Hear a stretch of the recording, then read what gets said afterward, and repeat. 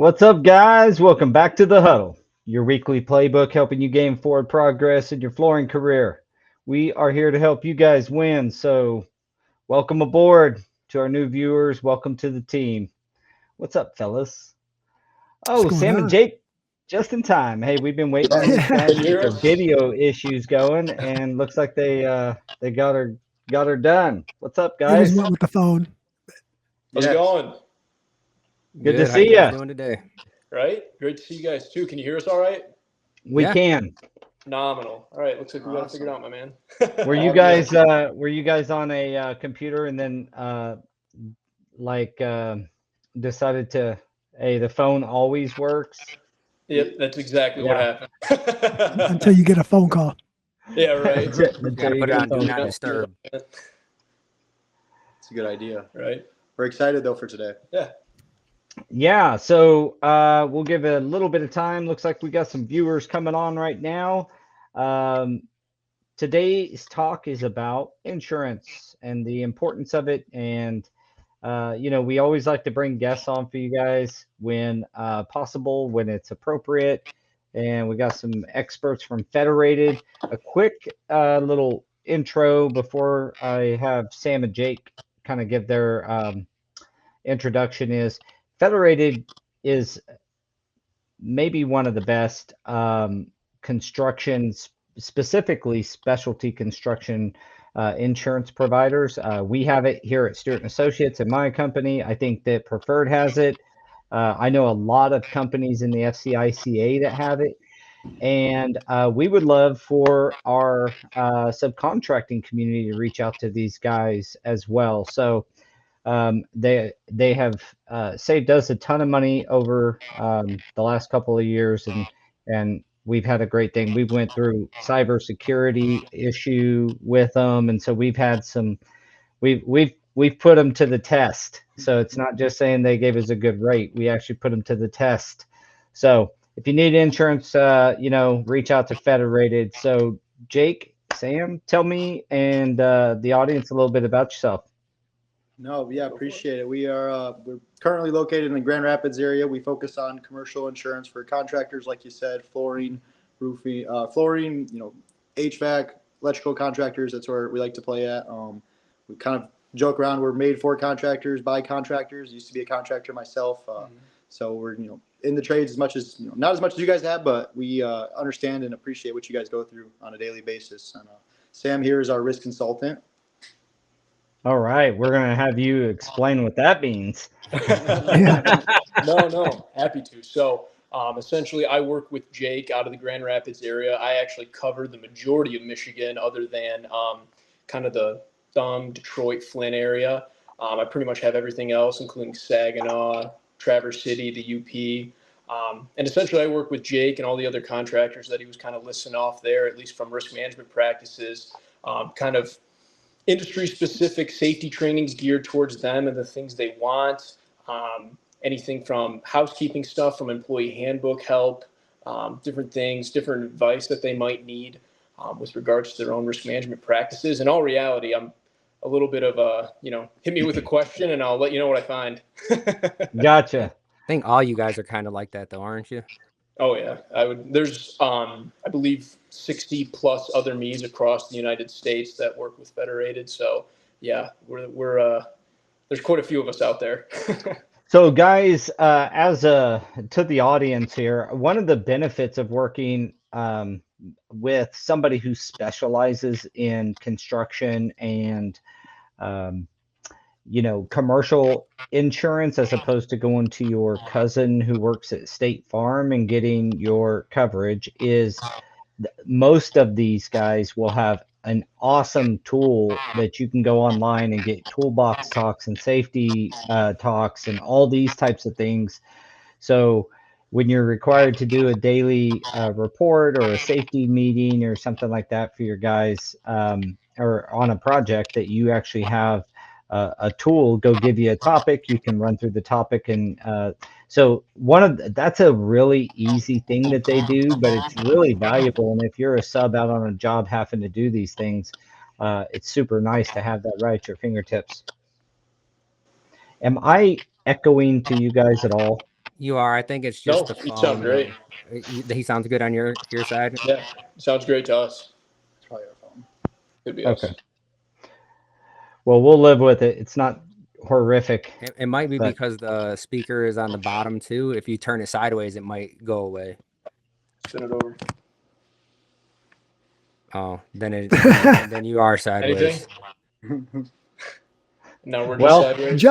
Adjust. Yeah, you might want to just Yeah. turn it back and just get closer together. I mean, you guys are brothers, right? You Right. guys are a team, cheek to cheek. You'll be fine. There we go. How's that? All right, we're all fixed now. I guess good? that means that Jake probably should have just had you take control of the technology from the start. Yeah, I think that that's works. where we messed up there. We fumbled that one. Okay, so guys, let us know in the chat what you guys are struggling with. If you are struggling with anything when it comes to insurance.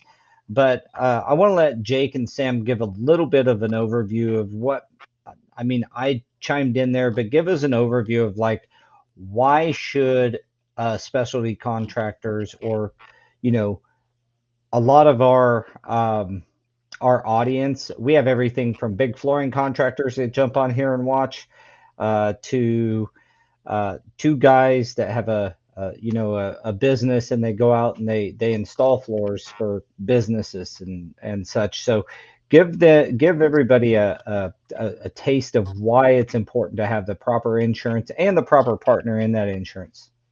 Definitely. I think you said it great there. We see ourselves more as a partnership with you guys, especially, Daniel knows that, Jose knows that.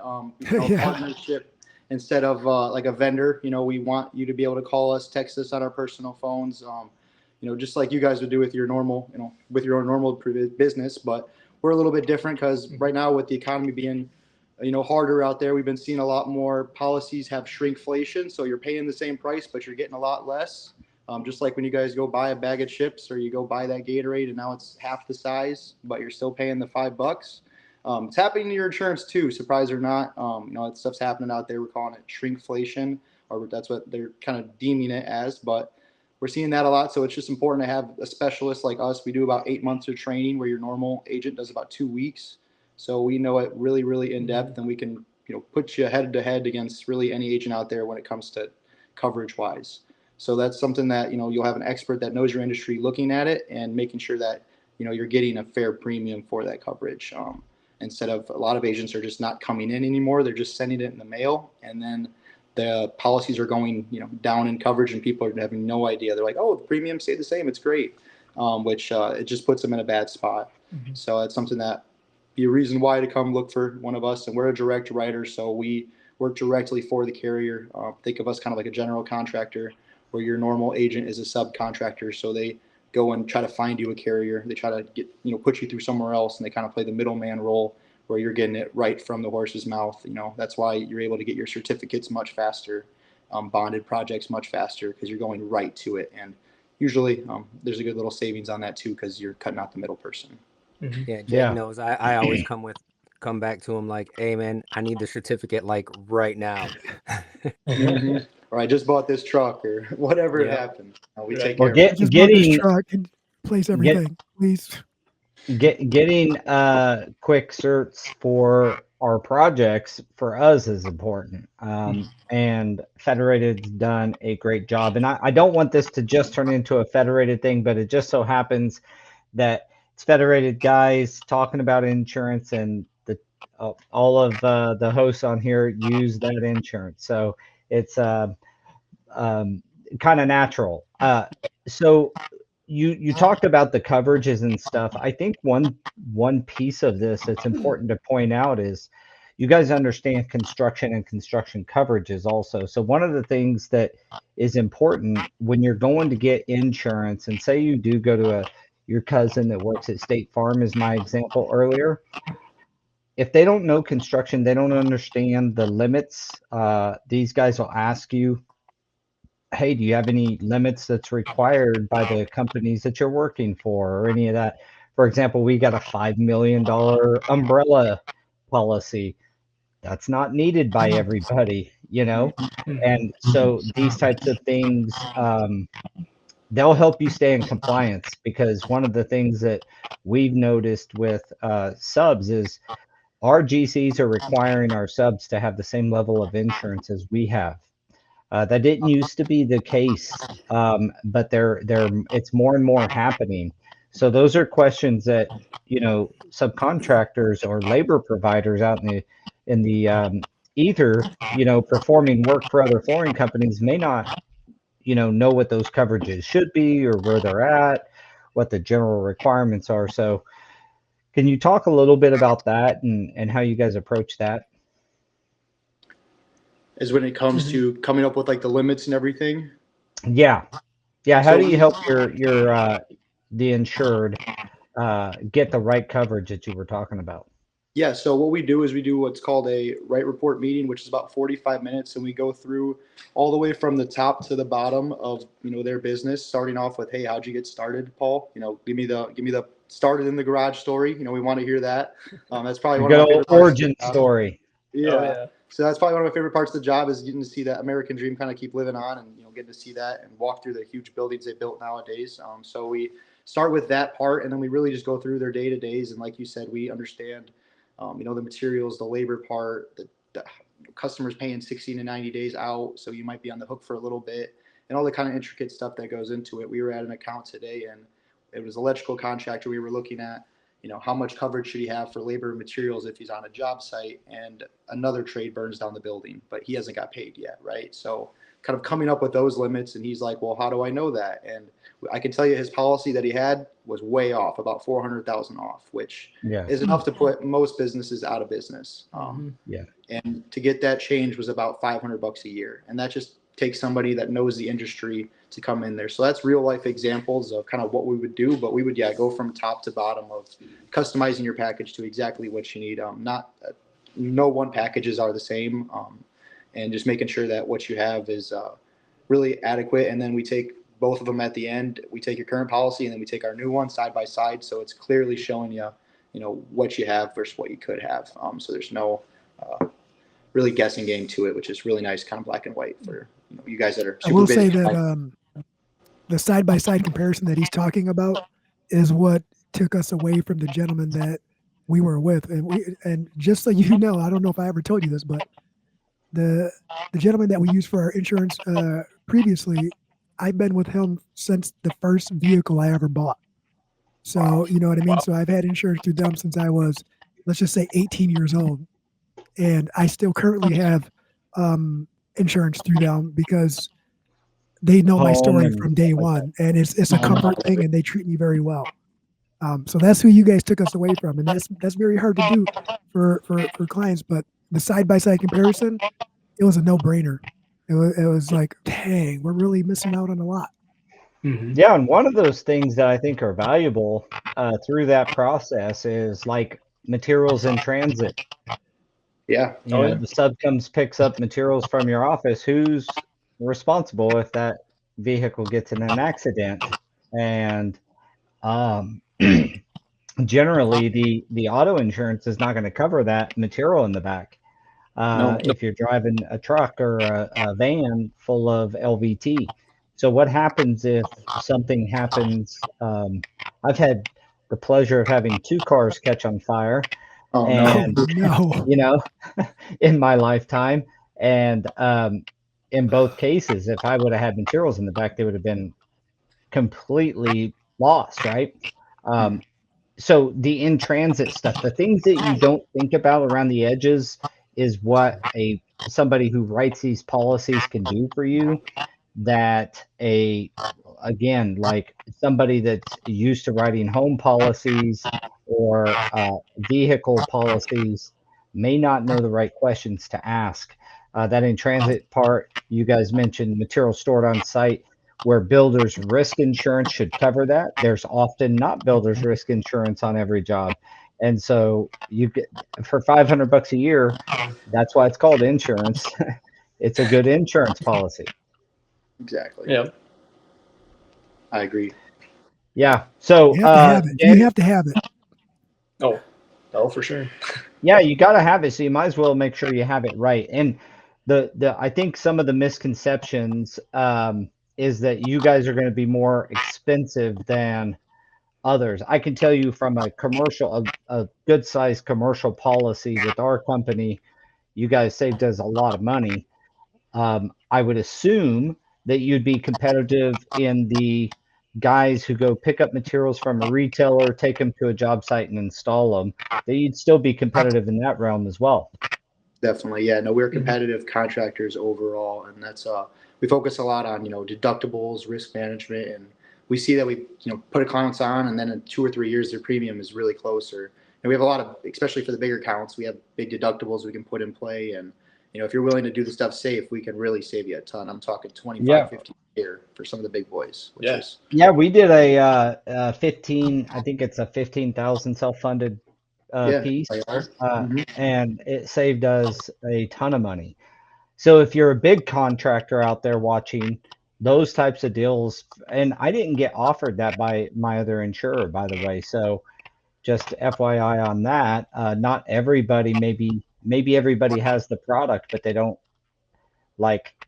again, like Sam just said, you guys went through 8 months of training. Is that correct? Did I get that right? Yeah. That's to get to know their product line in and out. And whereas some other people may not know the product line, as a broker, they're going out to Nationwide and to Chubb and to all these other, Allied and all these carriers, and all the carriers have different products that they carry. So it's really hard for a single person to know all of the different products. But that one thing saved us a bunch of money. So if you're a big contractor out there, those are the types of things you can get with someone who really knows what they're doing. And if you're a smaller guy, these guys are going to be competitive for you. So, don't be scared to reach out to a Federated or even a larger insurance firm. I wanted this to be really about insurance overall, so I'm going to get into a little bit of that. For sure. And talk a little bit about what are the. Let's talk about some horror stories that here we go. You guys may have had. Where, either improper coverage, lack of coverage, or no coverage, or any of those stories. I don't want to scare the audience, but I want them to understand that why you guys are here. And like Jose said earlier, you got to have it. Mm-hmm. Yeah, no. So, I mean, at least on the coverage side of things, that's all Jake's realm. I'm more on the risk management, trying to stop these things before they happen, mitigate your guys' claims.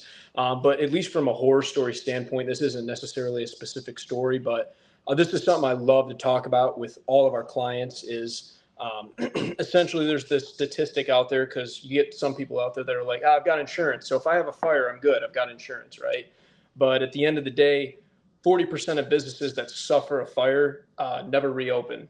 And of the 60% that do reopen, 25% fail within the first year. So there's a better than average chance that if you, as a business owner, suffer a fire, that you may not ever open your doors again, right? So it's just important and being mindful of actually getting out ahead of these things before they happen, and not just kind of giving it the old brush off the shoulder of, oh, well, I got insurance, because you're not also thinking about your clients, your guys' customers. They still need their products. Just because you had a fire and can't provide them anymore, they still need and they're going to go get it somewhere else. And the reality of the business world is, oh, so-and-so just had a fire. Well, I'm offering a 5% discount for all new clients that are in the same industry. You know what I mean? So they kind of time it out, and it's stuff I've already seen in the field myself. So, well, and in the commercial world, we're under contract to still provide them with those materials regardless. Yeah. I mean, even if I'm sitting in my living room, because my office building is a pile of rubble, I still have to get some orders moving and things moving, and someone has to pay for that. And I need my insurance to come to the table. And one of the coverages that is important if you do have a warehouse is the difference between material stored and your inventory. So if you have your materials covered only to the amount of your inventory, but you don't have any of your customers' products covered, you're at risk. And so you got to make sure that you have that distinction. Even if you're like, I know some installers who have warehouses and they carry all the pad for the jobs they do, and they'll stock pad Yeah. for their major clients, but they also have project specific pad. So that project specific materials or adhesives or products you may have, whether it's in your garage and you're working out of your home or it's in your warehouse at a business, those materials need to be covered Mhm. in a different way under a different product than your inventory. Is that correct? So Did I say that right? It would be under property of others. So yeah, it would be under a different spot, and it's super cheap to insure. It's just like you said, Paul. Someone's got to ask the question. Do they know to ask the So, question? Sam, I have a question, and maybe Jake can answer this too. Is for some of the viewers out there, is there, like you had mentioned the fire policy, right?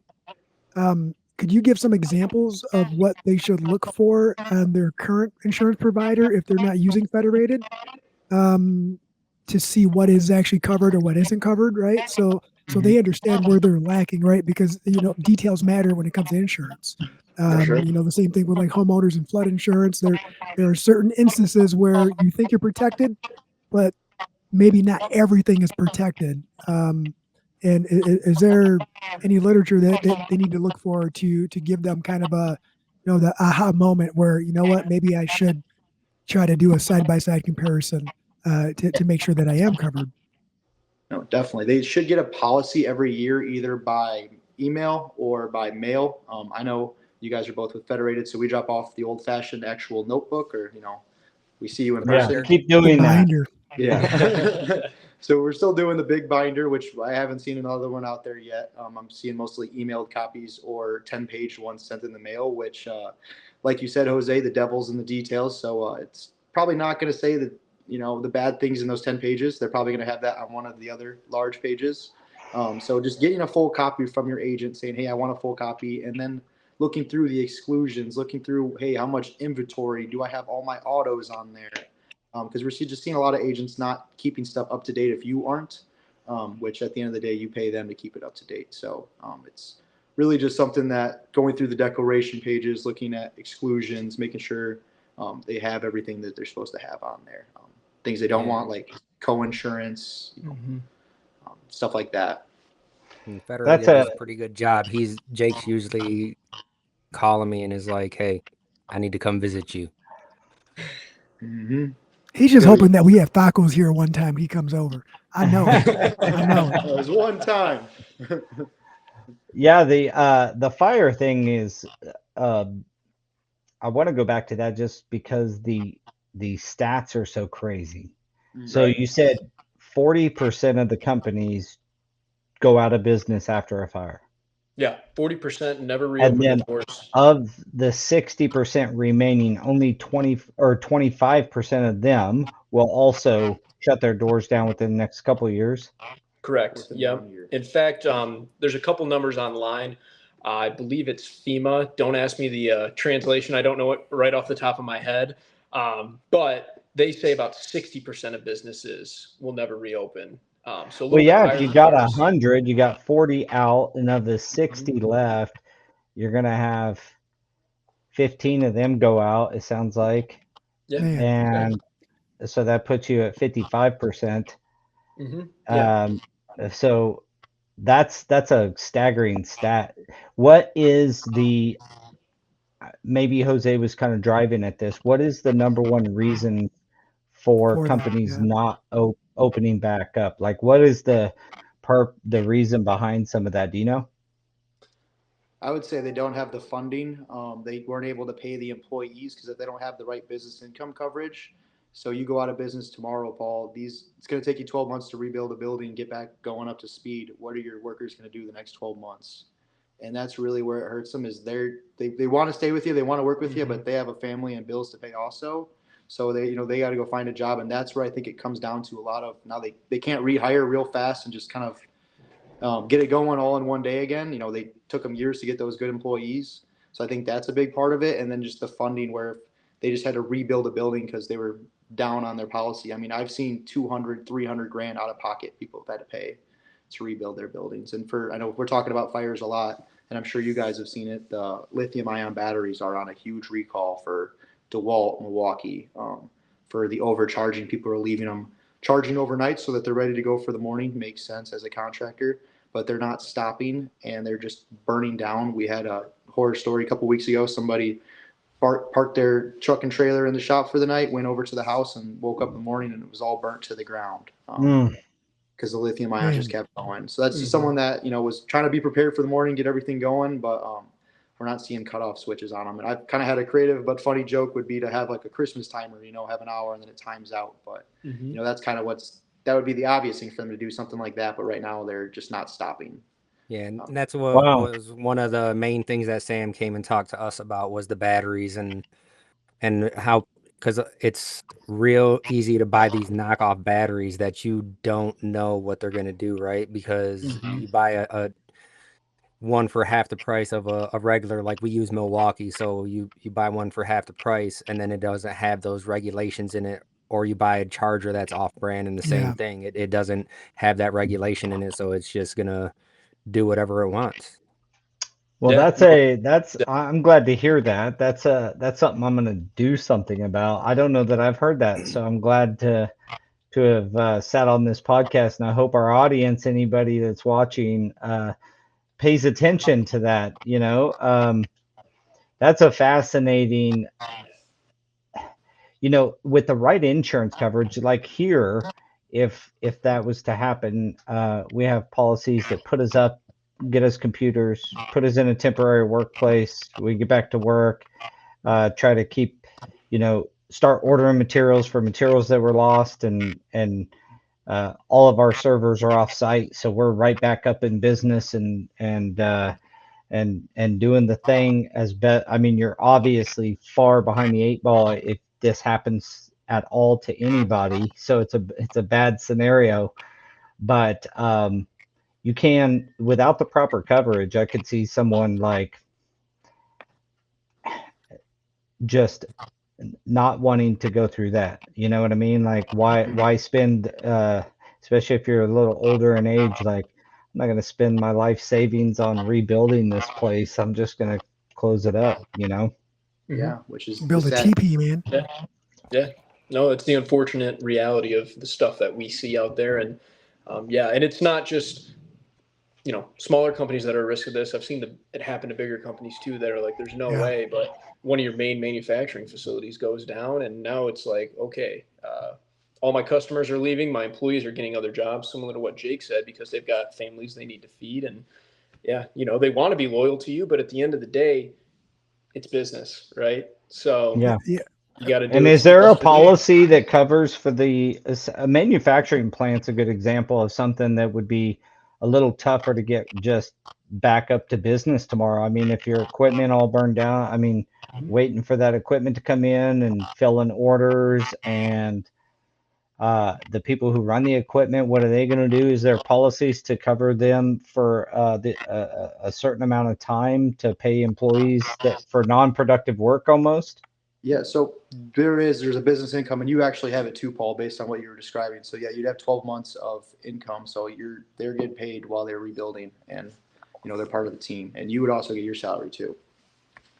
Which, I mean, that changes a life. That we're trying to give you like you said, it's gonna be very hard to go through this, but we're trying to give you a fighting chance to survive. It's not gonna be easy. It's not gonna be a small hill to climb, but I mean, without this, you're done. You're toast.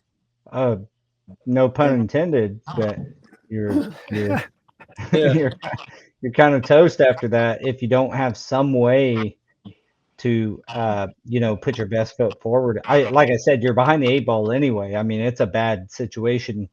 I mean, can you imagine all the materials you'd have to reorder for all your projects, and where you're at, and what you've bought, and what you've installed versus all that kind of stuff? That's just a nightmare to even think about. But I'm gonna go check my lithium batteries after this, I'll tell you that. There you go. For sure. I got a question for you guys. Paul had mentioned the IT coverage, and we're talking about vehicles and warehouses. Compared to the standard insurance company that's out there, might blanket a lot of different things that are common in construction, but not specific to a trade. How customizable do you guys think, or do you guys feel your guys' policies are for individual companies? And since we're in the flooring business, I'm just going to say flooring. It's like compared to other companies out there, other insurance companies?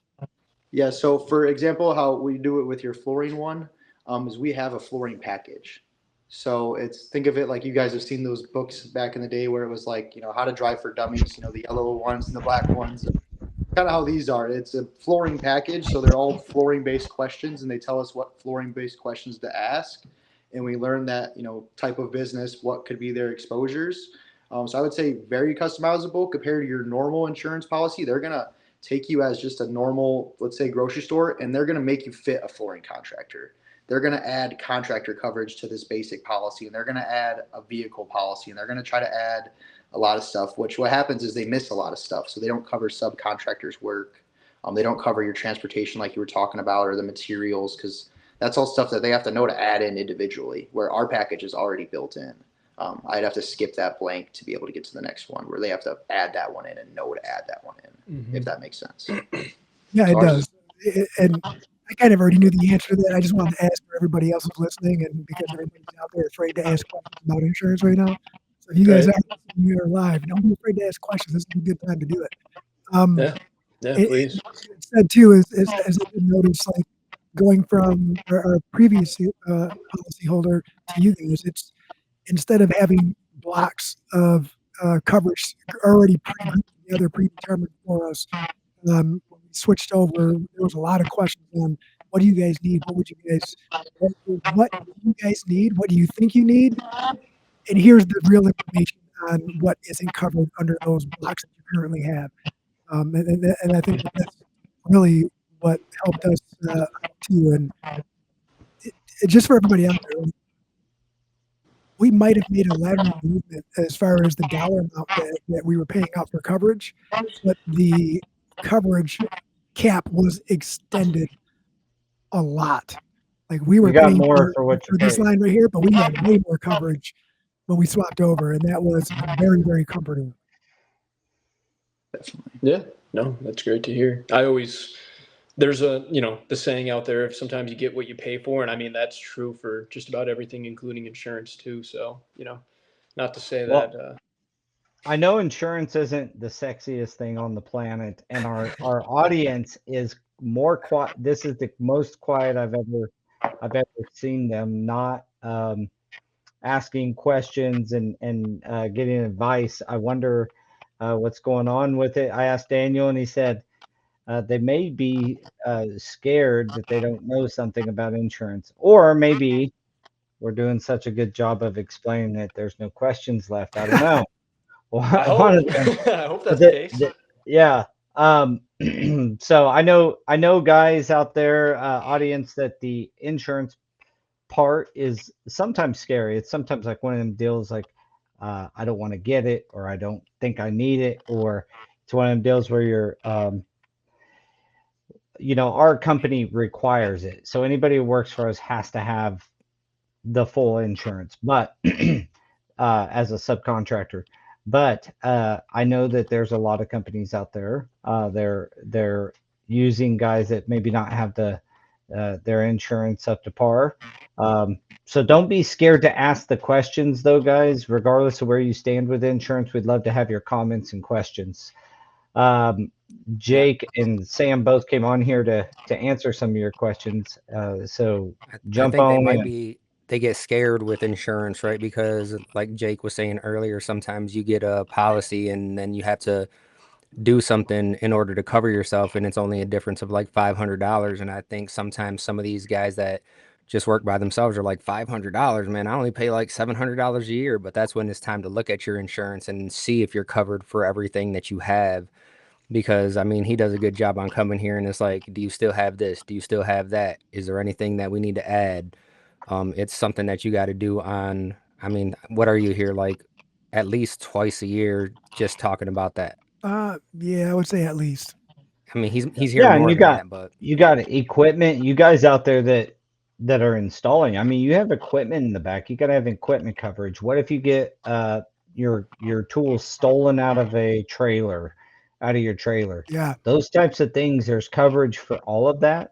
And a lot of times it's not that expensive. So I don't want to anybody to be intimidated, but it's not hard to reach out. And like I have said plenty of times here, we have Federated, so does the preferred guys. Reach out to them and just get a quote. We're working on some technology to help make that easier for our Go Carrera members. Battery's gonna die. Must have an something like that. But at the end of the day, like Jose said early on, we got to have this stuff. And if you don't have it, you're at risk. So that's the thing that you were saying earlier too, right? Is that a lot of these contractors are having your subcontractors, your trade partners get the same kind of coverage that you have. And a lot of these guys don't realize that the coverage that you need in order to do some of these projects. I mean, I just was emailing Jake, was that last week or the week before? I have a project where they want us to have that $5 million cap like you have, and it's like that's project specific over here. Everyone else is just at $2 million, but this one is like 5 million, which is crazy because it's a super tiny project. Yeah, ours is an airport project, and it's not a big project. I mean, it's $100,000, so it's not a huge job or anything. It's a good sized project, but they wanted they required a $5 million umbrella policy. Now, I'm not, most of our audience, except for the flooring companies, shout out to, I've got to remember the name of the company, but I was at the Fuse conference last week, and a couple of guys came up to me and said, "Hey man, love seeing you guys on the Huddle." And Fuse members is 180 of the largest flooring contractors in the United States. So to have some of those guys watching us on here is pretty cool. So we have some bigger flooring companies watching as well. And in those cases, these umbrella policies come into to take. Now, not to scare the subs, you will never likely have to have an umbrella policy at all. Those things are typically going to be covered by us, and you would not have the requirement as a labor provider, as a subcontractor, to have that. So didn't want any misconceptions on that. But we are about 15 minutes from a full hour on here, and I have asked all the questions and that I can think of that apply to my company. Do you guys, Jose or Daniel, what else? You guys got anything else to throw out there? And then I want to leave Jake and Sam here to kind of give their final pitch, so to speak. I mean, it's inviting the risk consultant over to your spot. I mean, he told me he was coming, so I didn't invite him, but I mean, it's nice knowing that, we are doing things right, because before he even contacted us, I just replaced fire extinguishers and stuff like that, because he saved us from potential fire too. Yeah, no, I mean, the electrical box. Yeah, no, exactly. That's one of the other things.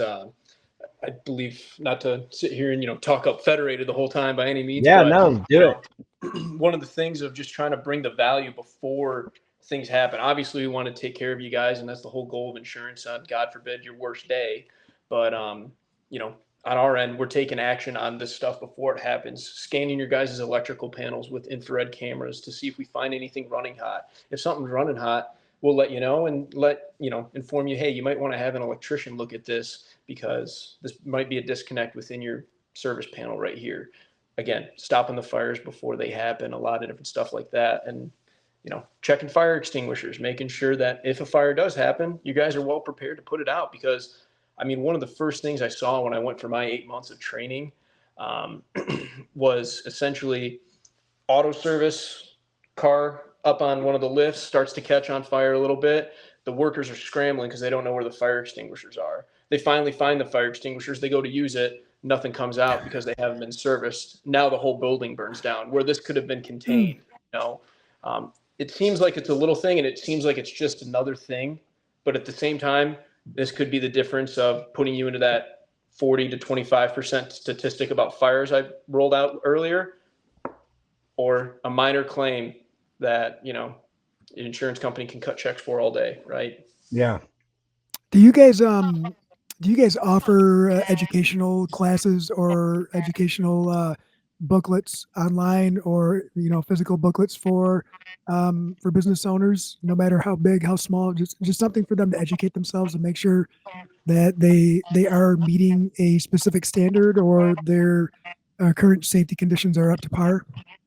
I wouldn't say we have like a certain to-do list or checklist for them, but I mean we do hold what's called the RMA, so Risk Management Academies, back at our home office in Minnesota, and then also online in Michigan, where we actually come out for a couple days and talk about main risk in your industry. They're industry-specific ones, so contractors ones, auto dealer ones, and then there's just kind of a general one, but they talk a lot about kind of everything that we've been talking about today. And another big piece they make on, and kind of touch closest to us, is the like succession plans, making sure that the business legacy is going to carry on to that next generation. I know even you smaller guys, someday, a lot of my guys now, 4 or 5 years ago, they were out of their garage and now they have their own building. So it's one of those things you just got to keep pushing for and looking forward to. And we kind of help out when that time is ready to kind of get you that retirement plan ready. Because our goal is for you to pass the business down, get some money coming in, and then go live your life that you've earned. Awesome. That's pretty cool. Yeah, no, I don't know if it's weird hearing that somebody cares about my family more than I do. Holy smokes, man! We do. We've seen it the other way where we're delivering death checks to families, and it's they don't have certain stuff in place, or maybe they do, and it's usually different situations. So we try to always get you in that best situation.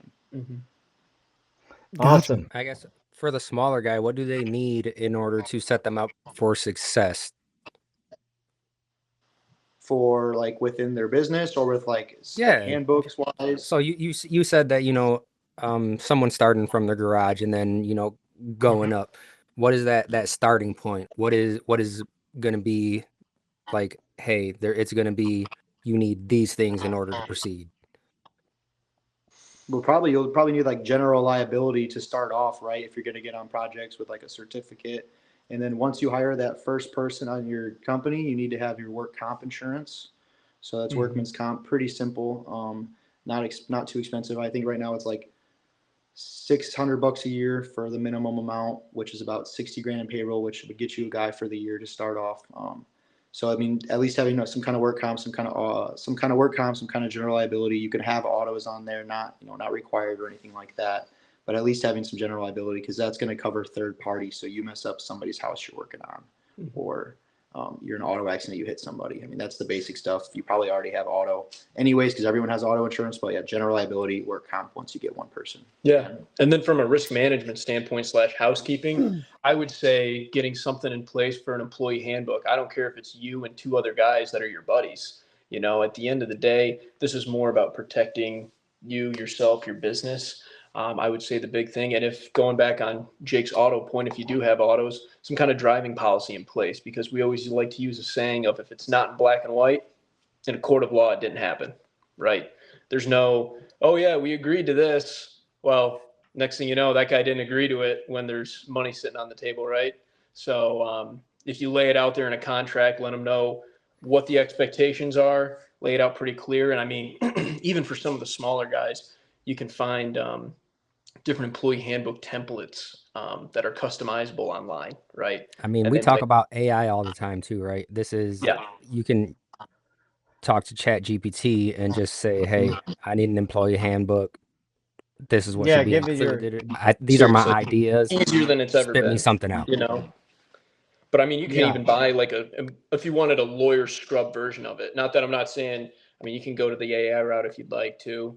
But if you wanted a lawyer scrubbed employee handbook, you could probably find one online. I don't think they cost very much at all. You know what I mean? Well, and you can have one built. We had a HR company build ours, and it was not outrageous. I mean, a sub may not need to do that. You may, if you're getting started. I'm glad you brought that up, because I wish it was something we did years and years earlier than what we ended up doing it. But employee handbook with the rules and policies and procedures of your company, if you start that early on, you have started a good culture for your company to document things. I know the preferred guys went through the same pain I did, which is just, you went and started work and you got you really, what we did is create a bunch of technical debt onto ourselves, debt in the, not in the money way, but in the way of all these things we needed to do to actually have a business, from the employee handbooks, policies and procedures, a training platform, all this stuff that we now have. But if you start early on with those core principles, I'm glad you brought that up, because that's a great piece of advice for a new business owner or someone who's smaller wanting to grow. Yeah, no, and I mean, it's not even something, not that I think you guys feel any embarrassment about, and I hope none of the viewers out there do either, but that's the reality of a lot of businesses out there is they get caught up, start doing the stuff, and next thing you know, it's like one thing leads to another, and you're like, holy cow, we're growing like crazy, but I don't have any of these policies or procedures in place that you've either wanted to, or it's just kind of taken a back burner. Like I said, it's a housekeeping Or you didn't thing. know. It's one of them constant things that you're always going to be doing. Like a training platform, we're always adding to ours. Your policies and procedures are a living document. They're going to always change and stuff. But if you can start when you're just you and your cousin, or you and the guy and you're working out of your garage, professionalism, those business principles are probably, if I have no data to back this up, but I would say that is a high percentage of the failures in small companies, where they go out of business and start another business with their other friend, and they go to do another. I mean, that happens all the time in the subcontracting world, but it's because they did not put any of the core principles of owning a business. They just think they're an installer in their head, but they're a business owner. And your service, or your providing your product, is your labor, but that's no different than a convenience store selling a Snicker bar. It's just a different product. And so starting off with some professionalism is a great piece of advice. Yeah, no, like I said, it's I mean, it's one of the most common things I see. And again, all the stuff that we're kind of talking about here too with the housekeeping stuff is stuff that Federated, I mean, I think you guys can kind of chat on it a little bit more, but all stuff that we help provide as well, and help you guys fill in some of maybe the holes or parts that you guys are missing out on, right? So again, the whole goal is always to just better protect you guys, because the better we protect you, hopefully the longer you stay with us too. And that's the thing, right? We're letting you guys know that the growing pains that we've gone through, because we went from having nothing to then you start growing, and then someone comes in and is like, hey, we need your employee handbook. And then it goes from you just need an employee handbook to we need an employee handbook with this specific stuff in there. And then it's like, all right, now you got to change it. And then you go from that to, oh, we also need a site-specific safety plan. We need your entire safety handbook. And then without these things, you're scrambling.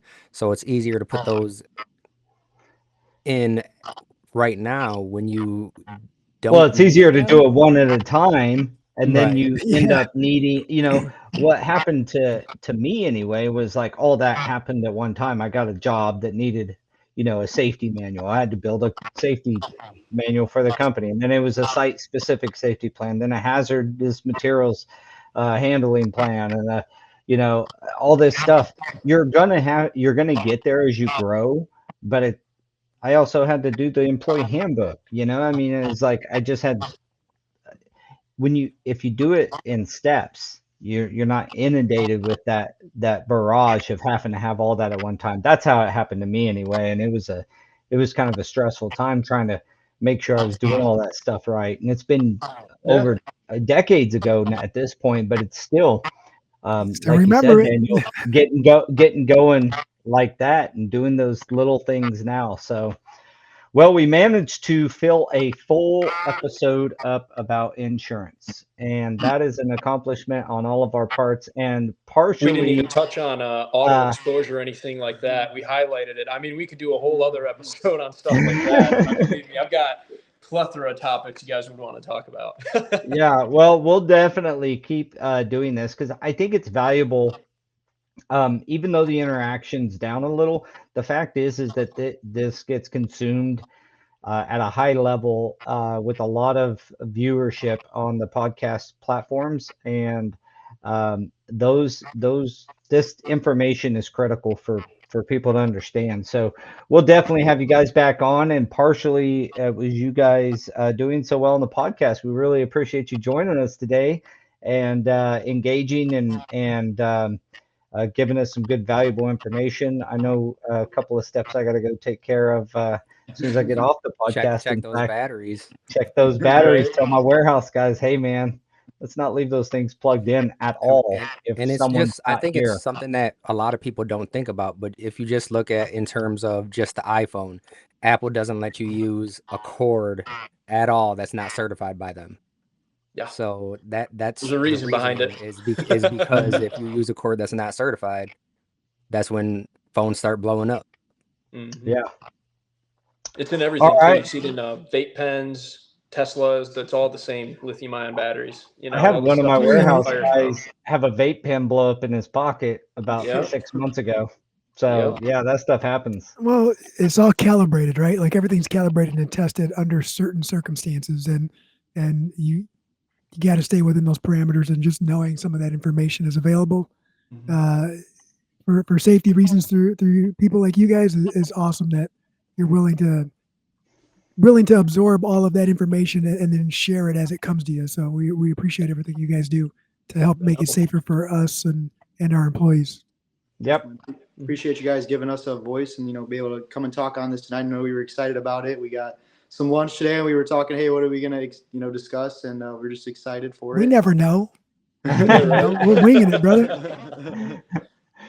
But I think that's what draws people, right? Because nothing is scripted. It's let's just get on here and start talking, see where the conversation leads. Sure. And I think it works out pretty good. I mean, do you guys have anything else that you think anyone needs to hear before we take off?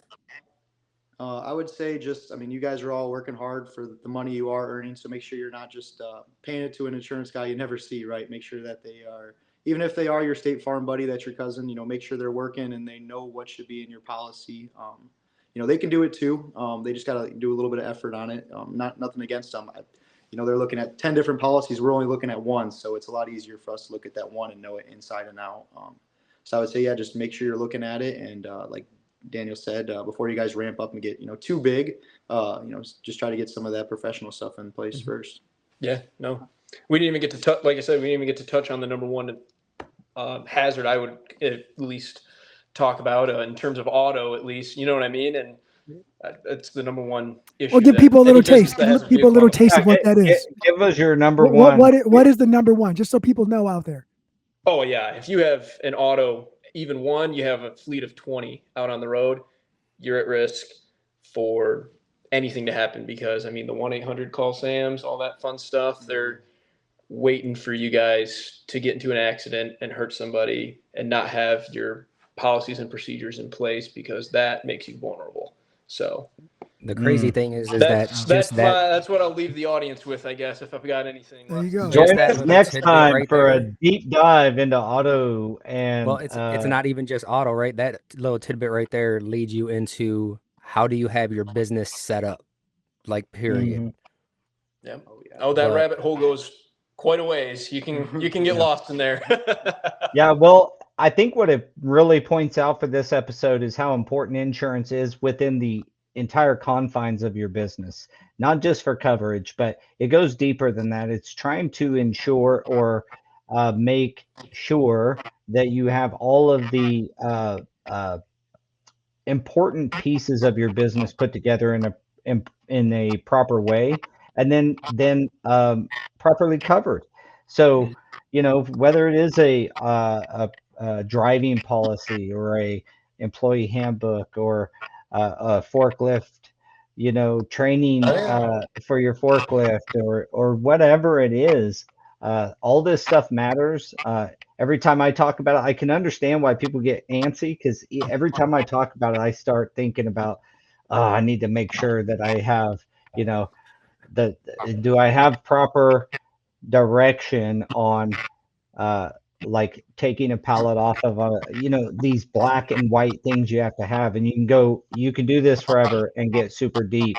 But for example, taking a pallet off of truck with a Tommy lift and making sure that you're applying proper safety protocols there and the weights and all this stuff. So keep real, guys out there. Appreciate you joining us. Again, thank you, Sam and Jake, for joining us. Jose and Daniel, as always, you guys rock. And to all our audience out there, we've seen you join in, even though you did not want to engage on the insurance. We're going to do this again, and we'll give you a second chance to redeem yourselves. So until next time, Redemption. we will catch you guys next week, Tuesdays, 3 p.m. Central. If you like any of this or you didn't like it, give us a thumbs up, thumbs down, comment, subscribe. Let us know you're out there listening. So as always, gentlemen, we'll see you guys next week. All right. Sounds Take good. it easy. Sounds good. Thank you, guys. Thank you for having us. Thank you.